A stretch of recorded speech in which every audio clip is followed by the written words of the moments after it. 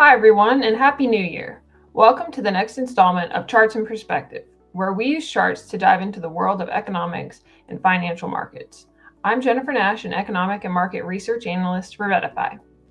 With the start of the new year, I thought it would be a good time to look at one of my less frequent updates that examines how the market has recovered following some of the worst bear markets in history. Now, these charts are not meant to act as a forecast, but rather a way for us to study the current market in relation to historic market cycles. So the four bear markets that we'll be looking at throughout this video are the crash of 1929, the oil embargo of 1973, the tech bubble at the turn of the century, and the Great Financial Crisis. Now, obviously, there have been many other bear markets over the past 100 years besides just these four, but none as bad as these ones.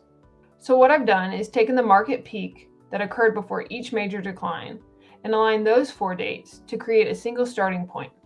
Then we'll analyze where each recovery was at after X amount of time. Now you can see the aligned peaks on the left-hand side of this chart. For the crash in 1929, we'll use September 1st, 1929 as the market peak. For the 1973 oil embargo, we'll use January 11th, 1973. For the tech bubble, we'll use March 24th, 2000. And for the Great Financial Crisis, we'll use October 9th, 2007. Now the x-axis of this chart shows how much time has passed since our aligned peaks. We've used an interval of 250 days, which is roughly equivalent to the number of market days in a calendar year. At the end of December, it had been 4,337 days since the October 2007 peak. This equates to just over 17 years.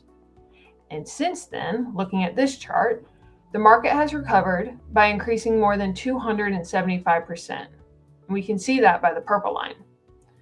So where was the market at 17 years after the other three bear markets? Well, the light blue line tells us that even 17 years after the 1929 market peak, the market had still not recovered from the crash and was down 51%. From the red line, we see an impressive market recovery following the 1973 peak, with the S&P up almost 200% 17 years later. And lastly, the green line. 17 years later, following the tech bubble, would put us around mid-2017, at which point the market had recovered nearly 60% since the 2000 collapse.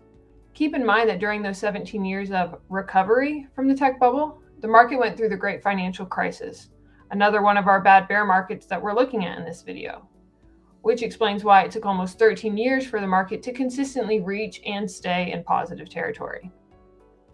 But something that we have to consider when evaluating these recoveries is the impact of inflation. In this next chart, we've adjusted those for inflation. A couple things to notice. First, and to no surprise, all four recoveries' performance have weakened. Next, the Great Financial Crisis recovery remains the top performer by far. But notice how the gap between it and the other three is significantly wider, thanks to several years of low inflation in subsequent years. Lastly, and what sticks out most to me, is the dramatic reduction to the 1973 recovery, where it went from almost 200% in nominal gains to barely even breaking even once adjusted for inflation. It makes sense, though, when you consider the large stretches of stagflation the economy went through during the 70s following the oil embargo. Now let's take a look at the recoveries by comparing their total returns with dividends reinvested. This is a nominal chart, so we haven't done an inflation adjustment yet. And remember, we're looking at where the market was 17 years after each of these bear markets. We can see that the 1973 recovery leads the pack, up almost 500%, while the 1929 crash continues to lag behind at a measly 22.8% gain. But what's the real total return? Again, the inflation adjustment significantly alters the picture. The current real total return jumps into the lead, up nearly 243%, while the oil embargo is again drastically reduced. Additionally, the real total return from the crash of 1929 becomes negative, and the tech bubble is slashed by more than half. Now I want to close out this video with a table that summarizes everything we've covered. Like I said at the beginning, these charts are not meant to act as a forecast. 4,337 days after each of these market peaks has resulted in 4 very different outcomes, so it would be difficult to predict what exactly will happen next. Instead, this is just another way for us to study the current market, which, when compared to the other 3 recoveries, is in pretty good shape. That's all for our discussion. Thanks for tuning in. For more economic and market insights, visit advisorperspectives.com and check out the AP Charts section.